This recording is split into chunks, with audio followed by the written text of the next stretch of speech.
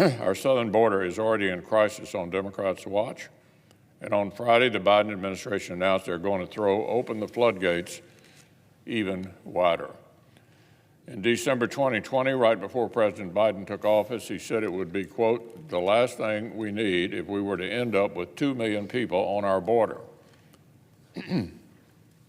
But in 2021, on his watch, under his policies, that's exactly what America got. Last year saw a record-shattering 2 million arrests on our southern border. 2 million people, more than the population of 13 whole states, from at least 160 different countries. And those are just the people, Madam President, who actually got caught. 2022 is already on a track to be even worse. As we speak, border officials are encountering roughly 7,000 persons each day. And the Department of Homeland Security predicts this pace could more than double. The Biden administration's own officials say they are contingency planning for 18,000 encounters every single day. For perspective, that pace would be equivalent to 6.6 million per year, a population larger than all but 17 of our states.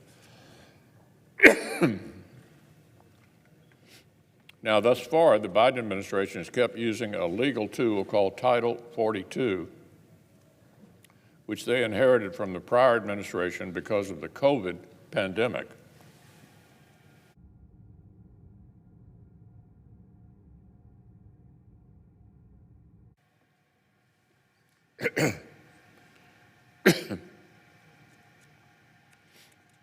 Title 42 provides a shortcut for swift border enforcement.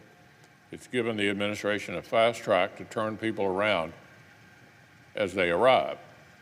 In February, more than 91,000 people were immediately turned around under Title 42. Another 73,000 were allowed to stay and navigate our system. So, without Title 42, instead of adding 73,000 illegal immigrants to our system alone, we would have added more than double that, 160,000 in just 1 month. But on Friday, the Biden administration announced an unbelievably bad decision. They're going to further cave to the far left that wants open borders. They're going to cancel Title 42 this spring with no real border security plan to replace it. This is such an absurd decision, such an unforced gaffe, that even some of our Senate Democratic colleagues have come out swinging. Our colleague from West Virginia correctly described this as a frightening decision to abandon an essential tool when we're already facing an unprecedented increase in immigrants. Another Senate Democrat said, quote, this is the wrong decision. A third said it shows a lack of understanding about the crisis at the border. A fourth said the move will likely lead to an migrant surge that the administration does not appear to be ready for. The problem is that these same Senate Democrats have backed this far-left administration over and over again on immigration. Every single Democratic senator supported both Secretaries Mayorkas and Becerra.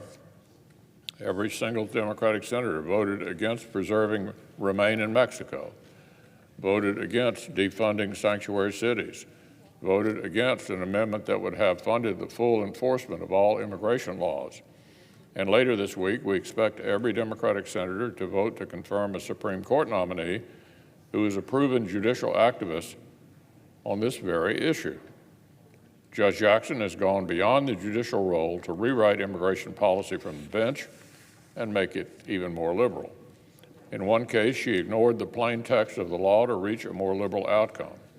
She even tried to force a nationwide injunction on the entire country. Judge Jackson went so far beyond the law to remake immigration policy that even the liberal D.C. Circuit had to overturn her mistaken ruling. An Obama appointee wrote the decision that overturned Judge Jackson. So I'm glad to see our Democratic colleagues belatedly waking up to the border crisis and beginning to pressure the administration. 14 months late is better than never, but votes speak louder than press releases. The measure of a senator's position isn't our rhetoric, it's actually our votes. If our colleagues who have stood in lockstep with President Biden's border crisis thus far are serious about turning over a new leaf, they can start with the Supreme Court vote later this week.